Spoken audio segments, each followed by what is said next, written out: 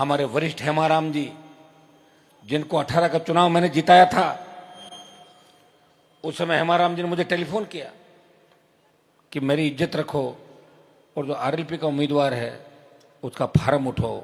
मैं बायतू के अंदर सभा करने गया और मैंने कहा कि गुड़ा मलानी का आरएलपी का उम्मीदवार मेरा नहीं है, वो भाग गया, उसको एक भी वोट मत देना। वहां अपने को उस बुजुर्ग आदमी की लाज रखनी है। ऐसा कोई दूसरी पार्टी का नेता कह सकता है क्या राजस्थान में किसी का औकात है क्या? बताओ मुझे 2 सीट दे दो। बाड़मेर वाले की बड़ी इच्छा थी, मैं तो एक पे ही राजी हो जाता, लेकिन वो कह रहा मैं तो एमपी बनूंगा। तो मैंने कहा एक बाड़मेर दे दो, एक नागौर दे दो। बात तय हो गई थी, लेकिन बीच में से हमारे पायलट साहब डोटासरा जी रात को बात करी कि अनुमान को कमजोर करना है और यही घेर के मार लो। बीजेपी तो अपनी है, रात को मिल लेंगे जाके बीजेपी वालों से, क्योंकि अपने पहले धंधा किया था। याद है लोगों को सरकार गहलोत की गिराने के समय कौन कौन कहां बैठा हुआ था, सब जानती राजस्थान की जनता। मुझे कहने की आवश्यकता नहीं है। ये सोशल मीडिया बयान और खबर, पहले के समय अखबार नहीं होते थे, अब तो एक क्लिक करो सारे भाषण एक साथ निकलते हैं। मानेसर कांड मुझे याद है किस तरह भारतीय जनता पार्टी के नेताओं के इशारे पे हुआ। मैं भी था, मैं झूठ नहीं बोलता, लेकिन मानेसर में नहीं था। 3 विधायक अलग खड़े थे, इंदिरा जी उनमें शामिल थी। हमने झगड़ा था, इसलिए बीजेपी के साथ हम मिले कि अगर कांग्रेस की सरकार गिरे हम वोट देंगे, 3 वोट सरकार के खिलाफ हम डालेंगे। हम मानेसर के अंदर उससे नहीं गए थे, समझ रहे हो तुम लोग, वो अलग कांड था मानेसर का। भाई लोकसभा चुनाव में पायलट डोटासरा जी, हमारे वरिष्ठ हेमाराम जी, जिनको 18 का चुनाव मैंने जिताया था, उस समय हेमाराम जी ने मुझे टेलीफोन किया कि मेरी इज्जत रखो और जो आरएलपी का उम्मीदवार है उसका फार्म उठाओ। मैंने कहा हेमाराम जी आप हमेशा किसान कौम की बात करते हो, मैंने बच्चों को कहा जो अपना उम्मीदवार उसको पकड़ो, वो भाग गया, हाथ नहीं आया फार्म भर के। तो मैंने कहा मैं क्या करूं, ये राजू साथी था। तो मैं बायतू के अंदर सभा करने गया और मैंने कहा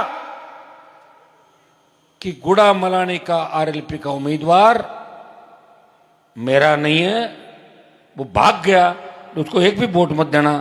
वहां अपने को उस बुजुर्ग आदमी की लाज रखनी है। ऐसा कोई दूसरी पार्टी का नेता कह सकता है क्या राजस्थान में किसी का औकात है क्या? बताओ मुझे। मैं आज मंच पे देख रहा हूं कई लोग आना चाहते थे, ऐसी कौन सी कांग्रेस की सरकार है? हम कांग्रेस में, कौन मानता तुम्हारे को? कांग्रेस तो 4 भागों में बंटी हुई है, कांग्रेस गहलोत, कांग्रेस पायलट, कांग्रेस जूली और कांग्रेस डोटासरा। 1 2 3 4 कांग्रेस। भाजपा में बीजेपी भजनलाल, दिल्ली संघ कार्यालय, 4 भाजपा। अब आप बताओ, गलती से अगर कांग्रेस के किसी नेता के साथ आपकी फोटो आ गई ना तो 3 जने टिकट कटाने के लिए दौड़ेंगे तो पकड़ो इसको, ये उस नेता का आदमी है। कांग्रेस तो खत्म हो गई, बात मत करो कांग्रेस पार्टी की, क्योंकि अब जो नौजवान उठ रहा है राजस्थान के अंदर, और जैन जी, अब कौन सा आ रहा भाई जैन जी के बाद? नेपाल और इस वर्ल्ड के 10 देशों के अंदर नौजवानों ने यह कहा कि सत्ता पे कब्जा कर लो, चलो सत्ता हमारी है। राजस्थान और इंडिया के अंदर भी ऐसा चल रहा है। अगर ये सरकारें नहीं मानी तो लोग जयपुर के अंदर घुस जाएंगे, दिल्ली की ओर कूच करेंगे और अपना अधिकार खुद ले लेंगे। ये इन किसानों के अंदर ताकत है, इन जवानों के अंदर ताकत है, और कहने की आवश्यकता नहीं।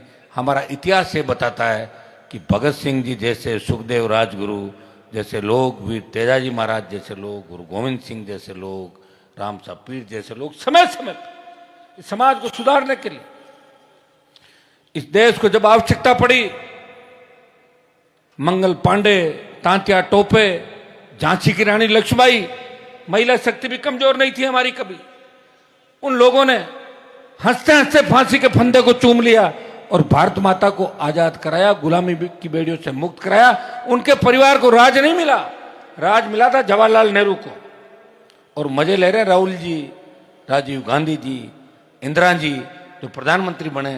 कोई किसान का बेटा वहां नहीं बना, बने थे हमारे चौधरी देवीलाल जी, जिनको प्रधानमंत्री बना रहे